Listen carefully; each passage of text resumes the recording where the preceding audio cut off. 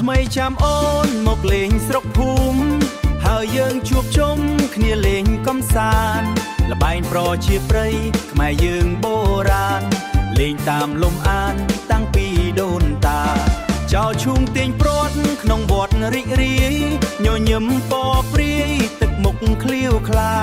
លេងបងអង្គុញសប្បាយអង្ចាសាទរខ្ញៀវខ្ញានៅថ្ងៃចូលឆ្នាំបងហើយនឹងអូនលេងលាក់កំសាន្ត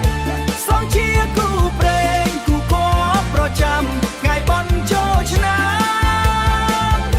ទេវតាបានផ្ដាំទេវតាបានផ្ដាំឲ្យយើងស្រឡាញ់គ្នាឲ្យយើងស្រឡាញ់គ្នា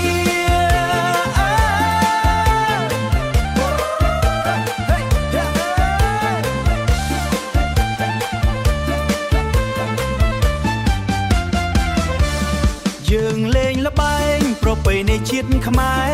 លេងហើយត្រូវថែឲ្យល្អគ្រប់គ្រាដោយក្តីស្នេហ៍យើងបានជួបជុំគ្នាគ្រប់ពេលវេលាល្អល្អងថ្កើងថ្កាន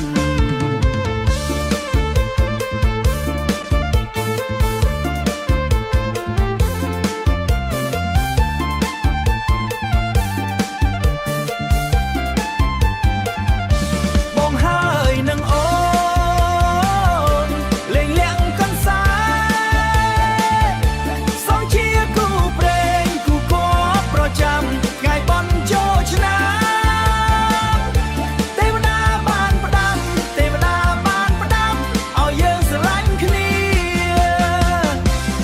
យើងស្រឡាញ់គ្នា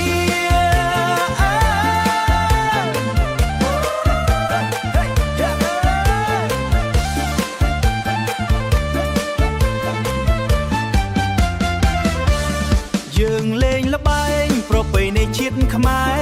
លេងហើយត្រូវថែឲ្យល្អគ្រប់គ្រា